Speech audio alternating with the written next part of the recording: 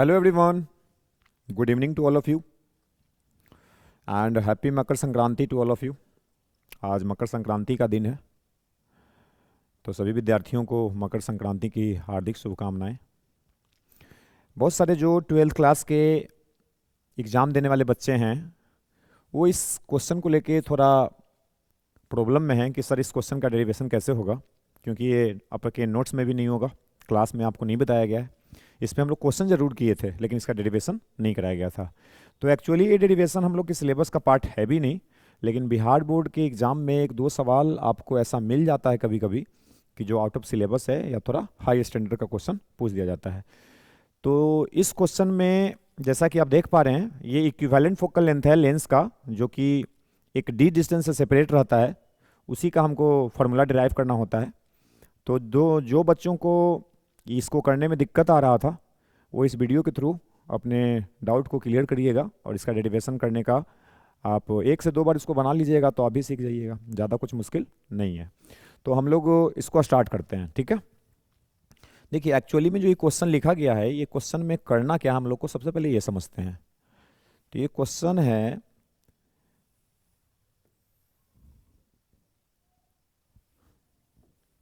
दो लेंस है, सपोज कीजिए कि इस तरह का कोई लेंस होगा, ठीक है।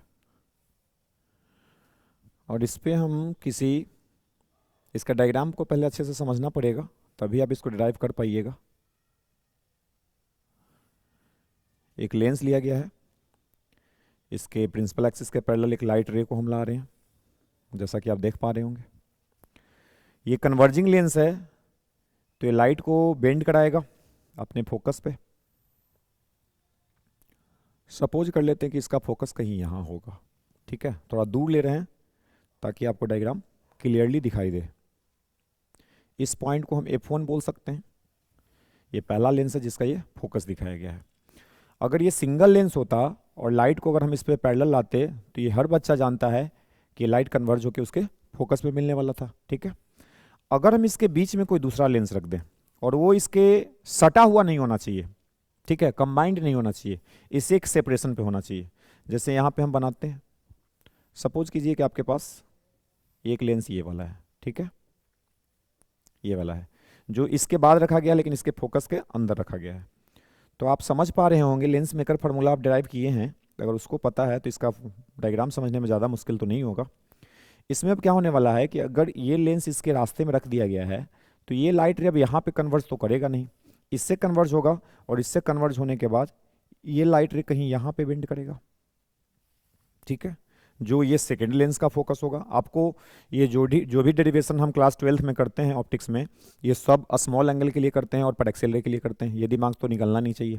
तो जो भी हम रे ले रहे हैं, जो भी हम एंगल मानेंगे वो वेरी स्मॉल मानेंगे, ठीक है। अब यहाँ पे ये इंटरसेक्ट किया तो ये क्या होगा, ये सेकेंड लेंस का फोकल लेंथ होगा, इसको नाम हम F2 दे देते हैं, ठीक है। इसके बाद देखिएगा थोड़ा सा इस डायग्राम में हमको क्या करना है, इसका एंगल ऑफ डेविएशन को हमको फाइंड करना है। एंगल ऑफ डेविएशन, तो एंगल ऑफ डेविएशन तो आप जानते ही हैं। एंगल ऑफ डेविएशन किसको कहते हैं, इंसिडेंट लाइट और इमर्जेंट लाइट के बीच में जो एंगल बनता है उसको हम बोलते हैं एंगल ऑफ डेविएशन। तो ये इंसिडेंट लाइट है, थोड़ा डायग्राम सही नहीं बना था, देखिए ये पैरेलल है, ये पैरेलल है, थोड़ा ऊपर चला जा रहा है, थोड़ा सा हम इसको ऐसे खींचने का कोशिश करते हैं, ठीक है। मान लीजिए पैरेलल है, ये सीधा सीधा गया है। तो ये इंसिडेंट रे का डायरेक्शन था और ये आपको दिख रहा है इमर्जेंट रे है फाइनल। इसको अगर हम पीछे की ओर बढ़ा दें, कलर चेंज करके मैं आपको दिखाता हूँ। अगर मैं इसको पीछे की ओर बढ़ा दूँ तो ये यहाँ जाता या थोड़ा ऐसे आता, ठीक है, अप्रॉक्सीमेटली क्लियर है। तो ये जो एंगल बन रहा है इसको मैं डेल्टा बोलता हूँ, या आप लोग भी इसको डेल्टा बोलते हो, जिस जहाँ पे डेल्टा क्या होता है, एंगल ऑफ डेविएशन, ठीक है। तो इतना तो फोटो आपको समझ में आया होगा। क्या किए, सबसे पहले एक लेंस लिया गया था, ठीक है, और ये लेंस में प्रिंसिपल एक्सिस के पैरेलल लाइट को इंसिडेंट करवाए। ये कन्वर्जिंग लेंस है, ये अपने फोकस पे इसको कन्वर्ज करवा दिया जिसका नाम F1 दिए। अब F1 के आगे मतलब ये लेंस से कुछ डिस्टेंस पे और इसके फोकस के अंदर कोई एक दूसरा लेंस को रखा गया। अगर ये लेंस ये दोनों फोकस पॉइंट और लेंस के बीच में है, तो इससे जो लाइट रे कन्वर्ज हो रहा था इस लेंस से पास करेगा तो थोड़ा और कन्वर्ज हो जाएगा, तो ये इस पॉइंट पे कन्वर्ज हो गया जिसका नाम F2 है। क्लियर है? उसके बाद हमने क्या किया कि ये जो एंगल ऑफ डेविएशन देख रहे हैं दोनों लेंस मिलाकर जो कितना एंगल से लाइट बेंड किया है उसको हम निकाल लिए। तो ये फाइनली इमर्जेंट रे है और ये इंसिडेंट रे है, ये दोनों को हम इसको पीछे की ओर बढ़ाएं तो यहाँ से कुछ एंगल बन रहा है जिसको हम बोलते हैं एंगल ऑफ डेविएशन है। अब यहाँ पे कुछ एंगल समझना पड़ेगा आपको, कुछ एंगल का हम नाम देते हैं, उस नाम को आप समझिएगा। हम यहाँ पे इस एंगल को बोल देते हैं अल्फा, ठीक है, इस एंगल को बोल देते हैं बीटा, ठीक है। अगर ये एंगल अल्फा है तो आप सिंपल ज्योमेट्री से समझ सकते हैं कि ये एंगल अल्फा है तो ये वाला एंगल भी अल्फा होगा, क्योंकि ये वाला लाइट और प्रिंसिपल एक्सिस पैरेलल है ना, तो दोनों इंटरसेक्ट करेगा, तो ये अगर एंगल अल्फा बना रहा है तो ये भी एंगल अल्फा रहेगा। सही है? अब यहाँ पे अगर देखें कि ये एंगल को बीटा माना गया है तो इसके सामने वाला एंगल ये भी तो बीटा होगा। क्लियर है यहाँ तक? ये एंगल का बात हो रहा, दो एंगल हम लिए हैं अल्फा और बीटा। ये अल्फा बीटा इसलिए लिया गया है ताकि हम एंगल ऑफ डेविएशन को फाइंड कर सकें। अगर आपको ध्यान से यहाँ पे तो कुछ और ड्रॉ करना पड़ेगा डायग्राम, डायग्राम इसका मेन है। डायग्राम पे 1 2 बार 3 बार अगर आप ड्रॉ करके समझ जाइएगा बातों को ना तो फिर बनाना इसको मुश्किल नहीं है। तो यहाँ से हम कुछ और डायग्राम में देखिएगा, यहाँ से एक लाइन ड्रॉ करते हैं जो इसके ऑप्टिक सेंटर से पास करेगा, इसका नाम O1 दे देते हैं। एक लाइन यहाँ से पास करवाते हैं, ये ऑप्टिक सेंटर से पास करेगा, इसका नाम O2 दे देते हैं। इस पॉइंट का नाम देते हैं P, इस पॉइंट का नाम देते हैं Q, ये वाला जो पॉइंट है, और ये पॉइंट का दे देते हैं नाम R। यहाँ पे आपको एक ट्रायंगल दिख रहा होगा PQR। अगर इस PQR ट्रायंगल को अगर ध्यान से देख लिया जाए तो डेल्टा हमारा फाइंड हो रहा है ना, क्योंकि ये दोनों इंटरनल एंगल है और ये एक्सटर्नल एंगल है। तो हम ट्रायंगल का प्रॉपर्टी क्या जानते हैं कि किसी भी ट्रायंगल में जो एक्सटर्नल एंगल होता है दोनों इंटरनल एंगल के सम के बराबर होता है। तो यहाँ से हम थोड़ा सा लिख लेते हैं। देखिए हमने क्या किया, हम ट्रायंगल को कंसीडर कर रहे हैं, ट्रायंगल PQR। तो इसमें आपको क्या दिख रहा है कि जो डेल्टा है वो एक्सटीरियर एंगल है। कैसा एंगल है? एक्सटीरियर एंगल है। और एक्सटीरियर एंगल के बारे में हम लोग क्या जानते हैं कि एक्सटीरियर एंगल दो इंटरनल एंगल के सम के बराबर होता है, तो ये अल्फा प्लस बीटा के बराबर हो जाएगा। सही है यहाँ तक? अब अगर आपको डेल्टा चाहिए तो अल्फा और बीटा पता होना चाहिए, तो आप अल्फा और बीटा को निकाल सकते हैं। क्या करना है, जो P से एक डॉटेड लाइन ड्रॉ किया गया है इसका हाइट कुछ है, इस हाइट को आप मान लीजिए H1। क्या मान लीजिए? H1। डिफरेंट कलर से लिख देते हैं ताकि आपको क्लियर समझ में आए। इसका नाम देते हैं H1 और यहाँ से जो ड्रॉ किया गया है इसका हाइट मान लेते हैं H2। ठीक है, तो अगर आप अल्फा को निकालना चाहते हैं तो देखिए, तो यहाँ से अगर हम बात कर लें PO1 और F1, ध्यान से देखिएगा PO1 और F1, इसको एक आर्क मान सकते हैं ना, और आर्क में एंगल फाइंड करना जानते हैं, एंगल बराबर थीटा अपॉन क्या होता है L/R। तो L का काम कौन करेगा? H1, और R का काम कौन करेगा? F1। तो हम यहाँ से आर्क का फॉर्मूला लगाकर हम अल्फा को फाइंड करते हैं। तो अल्फा का वैल्यू क्या हो जाएगा? H1 अपॉन F1 बोल सकते हैं, क्योंकि O डैश या O1 F1 क्या है? तो ये पहला लेंस का फोकल लेंथ है, ये फोकल लेंथ है। और यहाँ से अगर हम बोलें कि ये डिस्टेंस कितना है, ये दोनों लेंस के बीच का डिस्टेंस कितना है, तो इसको हम D मान लेते हैं। तो अगर पूछा जाए कि ये वाला लेंस डिस्टेंस कितना बचा, यहाँ से लेके F1 तक का डिस्टेंस कितना बचा, तो अगर ये टोटल डिस्टेंस F1 है और इसमें से D को हटा रहे हैं तो ये क्या बचेगा? F1 minus D। ये तो सिंपल कैलकुलेशन है। मेन डायग्राम ये वाला था जो अभी हम आपको बताए हैं। आप क्या करना कि आप इस डायग्राम को अच्छे से पहले समझिएगा, वीडियो को देखिएगा, पेन लेके बैठिएगा और इसको कागज पे आप ड्रॉ कीजिए, पेज पे इसको ड्रॉ कीजिए और ड्रॉ करके एक एक चीज को समझिए आराम से। 5 मिनट समय लगेगा, 5 मिनट में 5 नंबर का सवाल है। अगर गलती से आ गया तो आपसे बन जाएगा, ठीक है? नहीं आया तो कोई बात ही नहीं है। ये क्वेश्चन पूछा जा चुका है, आपके सैंपल पेपर में दिया गया है, तो ऐसा हम कह नहीं सकते कि नहीं आएगा। आ भी सकता है, नहीं भी आ सकता है, तो आप इसको करके जाना, आपके लिए ही तो वीडियो बनाया जा रहा है, ठीक है? तो यहां तक क्लियर है? अल्फा आपका निकल गया। अल्फा कैसे निकाले हम? ट्रायंगल किसको, ट्रायंगल या आर्क बोल सकते हैं, किसको कंसीडर किए? PO डैश F1 या O F डैश बोल सकते हैं, PO डैश F डैश। तो ये एक आर्क है, आर्क में हम एंगल निकाल रहे हैं, तो क्या होता है? Arc length upon radius. तो आर्क लेंथ हम किसको मानेंगे? H डैश को, और रेडियस किसको मानेंगे? F1 को। तो क्या लिख लिए? H dash upon F1। अगर हम बीटा का बात करें तो बीटा भी निकाला जा सकता है। देखिए बीटा यहां पे एंगल आपको दिख रहा है। आप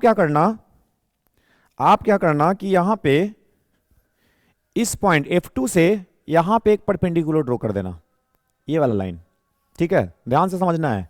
F2 से एक परपेंडिकुलर ड्रॉ कर देना है, और यहां पे आप क्या मान सकते हैं, अप्रोक्सीमेशन में मान सकते हैं कि जो H2 का वैल्यू होगा ना, वही ये वाला डिस्टेंस होगा। तो इसको भी हम क्या बोल सकते हैं कि ये भी डिस्टेंस कितना होगा, H2। ऐसा कैसे सर, यहां से ये डिस्टेंस नीचे की तरफ जा रहा है तो ये डिस्टेंस कम होना चाहिए ना। तो अभी आपको क्या बताया गया है कि एंगल वेरी स्मॉल है, और यहां पे हम कंसीडर कर रहे हैं कि ये लाइट इसके पैरेलल आ रहा था, तो मान सकते हैं, आपको मानना है, अभी सवाल को सॉल्व करना है। तो अजम्पशन को आप समझिए, अगर ये H2 है तो हम क्या बोले कि F2 से एक परपेंडिकुलर लाइन को खींचिए, और इसका भी डिस्टेंस आप क्या मान लीजिए, H2। अप्रोक्सीमेशन में ये चलेगा, ठीक है, क्योंकि एंगल वेरी स्मॉल है। तो बीटा इक्वल टू क्या लिखा जा सकता है, यहां पे देखिए तो R F2 और ये वाला पॉइंट मिलके एक आर्क बना रहा है। यहां से अगर देखा जाए तो आर्क लेंथ का बराबर क्या हो जाएगा, H2, और इसका रेडियस हम क्या लेंगे, ये वाला बेस, तो ये तो F2 है, ये वाला डिस्टेंस, ये वाला देखिए यहां से यहां तक का डिस्टेंस और ये नीचे वाला डिस्टेंस इक्वल होगा, ये अप्रोक्सीमेशन है, आपको मानना है। तो H2 अपॉन F2, देखिए अल्फा निकल गया, बीटा निकल गया, हमको क्या चाहिए था, एंगल ऑफ डेविएशन ना। तो यहां पे फोटो हम रखते हैं अभी स्क्रीन पे आपके, और यहां पे देखिए, तो यहां पे अगर बात किया जाए तो डेल्टा इक्वल टू क्या निकल के आया, यहां पे लिखेंगे H1 upon F1 plus H2 upon F2। इस यहां तक आप पहुंचिए, पहले ये एंगल ऑफ डेविएशन निकला, और यहां तक मेरे हिसाब से तो हम एक एक चीज क्लियर आपको बताने की कोशिश किए हैं, और आपको अच्छे से सुनेंगे और समझेंगे बातों को तो आप भी सीख जाएंगे, ठीक है। यहां पे जब काम हो जाएगा तो आपको इसके सेकंड पार्ट पे चलते हैं। अब आपको क्या करना है, देखिए हम कहां तक बात किए थे, आप एक बार फिर से देख लीजिए। हमारा एंगल ऑफ डेविएशन ये दोनों लेंस का निकल चुका है, H1 by F1 H2 upon F2। तो हम इधर इसको लिख लेते हैं, हम यहां पे इसको लिख सकते हैं कि हमारा जो डेल्टा आया वो क्या आया, H1 upon F1 plus H2 upon F2। यहां तक पहुंचे हुए थे। अब इसके बाद हम क्या सपोज करेंगे, वो दोनों लेंस का इक्विवेलेंट फोकल लेंथ हमको डिराइव करना था, तो हम एक लेंस फिर से सपोज करेंगे, और ऐसा मान लेंगे, हम अपने मन में मान लेंगे कि इस लेंस का जो फोकल लेंथ होगा ना, वो दोनों लेंस के इक्विवेलेंट होगा। जैसे मान लीजिए कि इसका फोकल लेंथ F है, ये डिस्टेंस क्या बोलेंगे, फोकल लेंथ के बराबर है, और ये लाइट को जाना चाहिए था सीधा, तो ये बेंड किया यहां से, ये जितना एंगल से बेंड किया, ये एंगल ऑफ डेविएशन, वो दोनों लेंस का जो डेविएशन आया है डेल्टा, इसके ये बराबर है। अगर ये डेविएशन बराबर देता है तो हम कह सकते हैं कि वो दोनों लेंस के इक्विवेलेंट इसका फोकल लेंथ होगा। लॉजिकल बात है, अगर इस अकेले लेंस से एंगल ऑफ डेविएशन डेल्टा हुआ है और वो दोनों लेंस मिलाकर एंगल ऑफ डेविएशन डेल्टा हुआ है, तो हम ये कह सकते हैं ना कि वो दोनों लेंस मिलकर जितना डेविएशन दिया वो अकेले इतना दिया। क्लियर है। अब यहां से आप डेल्टा निकालोगे तो देखो यहां से ये डिस्टेंस फिर से आप मान लीजिए कि H1 है, कितना डिस्टेंस है, H1 है। तो यहां से अगर हम डेल्टा निकालें तो क्या फाइंड करेंगे, ये आर्क लेंथ से ये डेल्टा, तो ये भी डेल्टा, और यहां से अगर ये ट्रायंगल में हम बात करें तो क्या लिखेंगे, H1 अपॉन F, ठीक है। तो ये एक आपको सपोज करना पड़ेगा दोनों के इक्विवेलेंट लेंस में। अब यहां से देखिए डेल्टा का वैल्यू हम यहां से निकाले हैं, डेल्टा का वैल्यू यहां से निकाले हैं, दोनों डेल्टा सेम है। तो अगर हम इसको इक्वेशन फर्स्ट मान लें और इसको इक्वेशन सेकंड मान लें तो दोनों इक्वेशन हम क्या लिख सकते हैं, H1 upon F1 plus H2 upon F2 is equal to H1 upon F। इसको हम इक्वेशन नंबर 3 मान सकते हैं। अब देखिए F1 F2 और F ये तीनों के बीच में रिलेशन आ गया, लेकिन इस रिलेशन के साथ H1 H2 आपको दिख रहा है। H1 H2 क्या था, आप पीछे वाला डायग्राम में देखिएगा, H1 ये वाला हाइट था, H2 ये वाला हाइट था, लेकिन आपको जो प्रूफ करना था वो प्रूफ क्या करना था, आप उसको भी देख सकते हैं। आपको प्रूफ क्या करना था, आपको प्रूफ करना था 1/f equal to 1/f1 plus 1/f2 minus D upon F1 F2। मतलब यहां पे डी आना चाहिए, और हम लोग का डी आ नहीं रहा है, हम लोग का डी आ नहीं रहा है, तो हम लोग को H1 H2 के टर्म में आ रहा है ना। तो कुछ ऐसा इस जियोमेट्री में आप देखो कि H1 H2 को डी के टर्म में लाया जाए, डी डिस्टेंस आपको दिख रहा होगा। तो यहां पे आप क्या करना, देखिए यहां पे दो ट्रायंगल आपको मिलेगा, एक ट्रायंगल मिलेगा P O डैश और F1, हम यहां पे नाम लिख सकते हैं, अगला स्लाइड में लिख देते हैं P O डैश F1। देखिए अगला स्लाइड में हम यहां भी बात कर लेते हैं, यहां तक हमारा आया हुआ है इक्वेशन 3 तक, हमको H1 H2 को कन्वर्ट करना डी के टर्म में। तो हम क्या बोल रहे हैं कि आप एक ट्रायंगल को कंसीडर करो जिसका नाम क्या था, P O डैश F1, और एक दूसरा ट्रायंगल आपको मिलेगा, मैं आपको सब कुछ दिखाते रहूंगा। देखिए P O dash F1, second वाला जो ट्रायंगल है RO2F1, ठीक है। सेकेंड ट्रायंगल कौन है? RO2F1।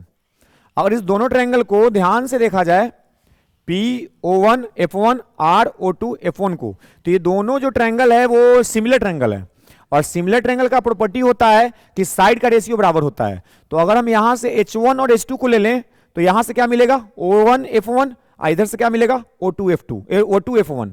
तो हम यहां से सिमिलरिटी का फॉर्मूला यूज कर रहे हैं, तो क्या लिख बनेगा? H1/H2।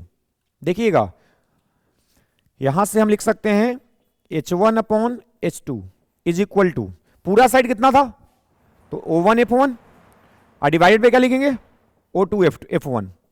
क्लियर है? सही है। O1F1 क्या है?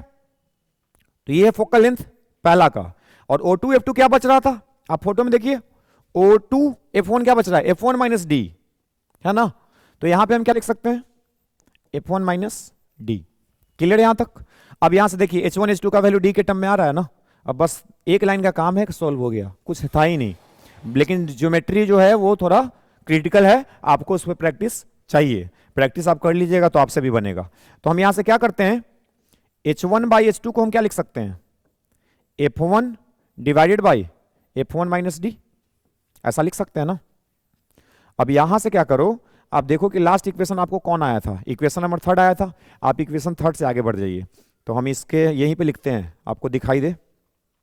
इक्वेशन 3 को रखते हैं स्क्रीन पे और आगे इसको सॉल्व करते हैं। देखिए यहां से हम मार्क कर दे रहे हैं।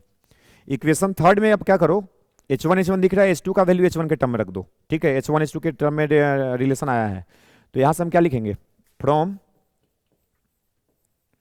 इक्वेशन 3, तीसरा इक्वेशन से हम बात कर रहे हैं, तो क्या लिखेंगे? H1/F1 plus H2/F2 is equal to H1/F, ये लिखा हुआ है ना। अब इसमें क्या करो कि आप वैल्यू पुट करो। तो देखो H1/F1 प्लस H2 के जगह पे क्या लिख सकते हैं? H2 के जगह पे हम लोग लिख सकते हैं F1 minus D upon F1 into H1।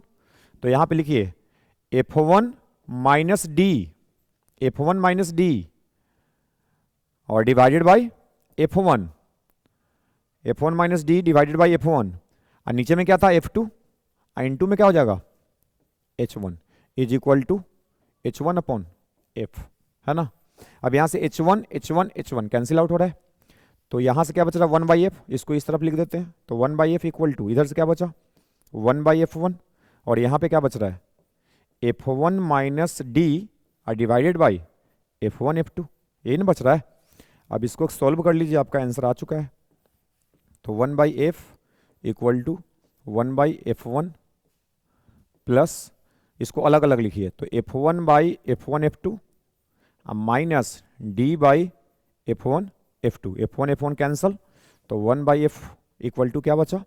1/F1 plus 1/F2 minus D upon F1 F2। ये प्रूफ हो गया आपको। तो देखिए इस पे ऑब्जेक्टिव सवाल भी पूछा जा सकता है, डेरिवेशन भी पूछा जा सकता है, डी F1 F2 का वैल्यू देके न्यूमेरिकल भी पूछा जा सकता है, ठीक है। तो उम्मीद करते हैं कि आप सभी बच्चों को ये समझ आया होगा और इस वीडियो को देख के आप फ़ायदा उठाएंगे। अगर वीडियो अच्छा लगे तो कमेंट लाइक ज़रूर करें, शेयर करें अपने दोस्तों के बीच में, ठीक है। Thank you.